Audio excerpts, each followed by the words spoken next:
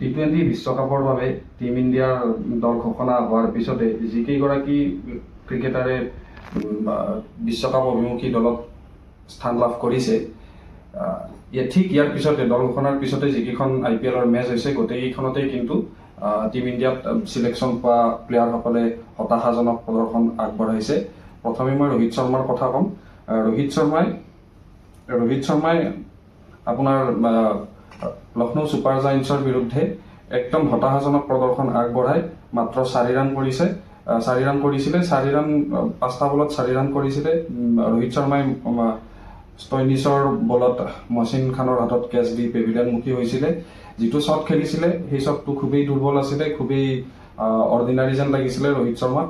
আশা কৰোঁ এইকেইদিনৰ ভিতৰত ৰোহিত শৰ্মাই তেওঁৰ ফৰ্ম ঘূৰাই পাব। তেওঁৰ যিটো বিস্ফোৰক আন্দাজ আছে সেই বিস্ফোৰক আন্দাজ পুনৰাই তেওঁ ঘূৰাই পাব বুলি আশা কৰিছোঁ। একেদৰে সেই মুম্বাই ইণ্ডিয়ানছৰে সতীৰ্থ তথা টিম ইণ্ডিয়াৰ অষ্ট্ৰেলিয়াৰ লগত যিটো চিৰিজ হৈছিলে টিম ইণ্ডিয়াৰ টি20 চিৰিজ, তাত কেপ্টেইনো দিয়া হৈছিলে। তেওঁ হৈছে সূৰ্যকুমাৰ যাদৱ। অৱশ্যে সূৰ্যকুমাৰ যাদৱৰ এনেকুৱা লাগিছে তেওঁ ইম্পেক্ট প্লেয়াৰ হিচাপতে মুম্বাই ইণ্ডিয়ানছত হৈ বৰ্তমান খেলি আছে।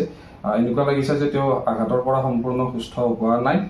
সূৰ্যকুমাৰ যাদৱৰ পৰাও ভৱিষ্যতৰ যিকেইখন IPL মেচ চলিত ছিজনত আছে ভাল ফলাফল আহিব বুলি আশা কৰিছোঁ।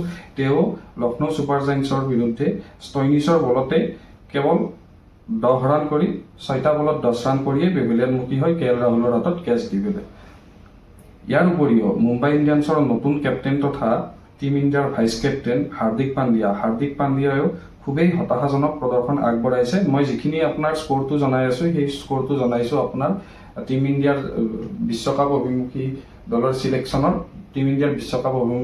চিলেকশ্যন হোৱাৰ পিছৰ যিটো স্ক'ৰ সেই স্ক'ৰটো জনাইছোঁ। KL ৰাহুলৰ হাতত কেচ দি নবীনুল হকৰ বলত প্ৰথম বলটোতেই পেভিলিয়নমুখী হৈছে, অৰ্থাৎ 0ত আউট হৈ হাৰ্দিক পাণ্ডিয়া পেভিলিয়নমুখী হৈছে। অৱশ্যে হাৰ্দিক পাণ্ডিয়াৰ চলিত ছিজনত খুবেই হতাশাজনক প্ৰদৰ্শন। হাৰ্দিক পাণ্ডিয়াৰ না কেপ্টেইনশ্বিপ ভাল কৰিছে মুম্বাই ইণ্ডিয়ানছৰ হৈ, না তেওঁ বলেৰে চমকপ্ৰদ প্ৰদৰ্শন কৰিবলৈ সক্ষম হৈছে, না বেটেৰেতো একদম শূন্য আপোনাৰ প্ৰদৰ্শন বুলি ক'ব পাৰি। লগতে জনাব বিচাৰিছোঁ শিৱম দুবেৰো চিলেকশ্যন হৈছে। শিৱম দুবে খেলি আছে CSKৰ হৈ।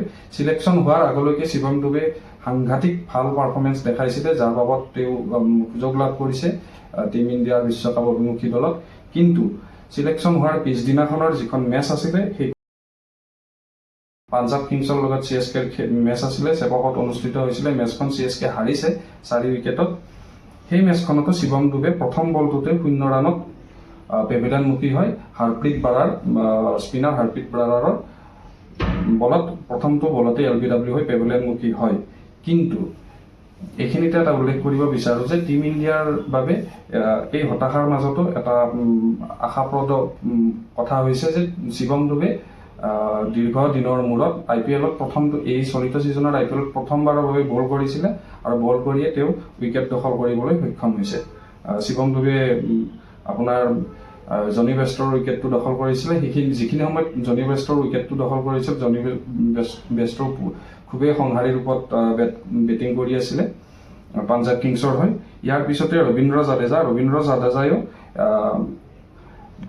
ৰাহুল চাহাৰৰ বলত LBW হৈ 4টা বলত মাত্ৰ 2 ৰান কৰিয়ে পেভিলিয়নমুখী হ'বলগীয়া হয়। ৰবীন্দ্ৰ জাদেজাৰো বেটিঙৰ পাৰফৰ্মেঞ্চ খুবেই হতাশাজনক আছিলে। বল ইকনমিকেল কৰিছিলে যদিও উইকেটৰ দিশৰ পৰা সেয়াও হতাশাজনক প্ৰদৰ্শন বুলি ক'ব পাৰি।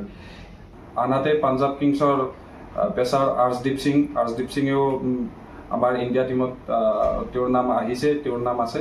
কিন্তু আৰ্শদীপ সিঙেও 4 অভাৰত 52 ৰান দিছে, দি মাত্ৰ 1টা উইকেট দখল কৰিছিলে যিখন পিটছত। লগতে আপোনালোকক উল্লেখ কৰিব বিচাৰিছোঁ যে আজি আছে ৰাজস্থান ৰয়েলছ আৰু ছানৰাইজাৰ্ছ হায়দৰাবাদৰ খেল। ৰাজস্থান ৰয়েলছতো মূল 15জনীয়া দলত চিলেকশ্যন পোৱা ৰাজস্থান ৰয়েলছৰ অধিনায়ক সঞ্জু চেমছন আছে, আপোনাৰ যুজবেন্দ্ৰ চেহেল আছে আৰু যশস্বী জয়ছৱাল আছে। লগতে প্লেইং ৰিজাৰ্ভত থকা আৱেশ খানো মূল একাদশৰ নিশ্চয়কৈ সদস্য হ'ব ৰাজস্থান ৰয়েলছৰ আজিৰ মেচখনত। এওঁলোকে কি প্ৰদৰ্শন আগবঢ়ায় সেয়াও আমি চাব লাগিব আৰু সেই প্ৰদৰ্শন আপোনালোকক আমি জনাই যাম।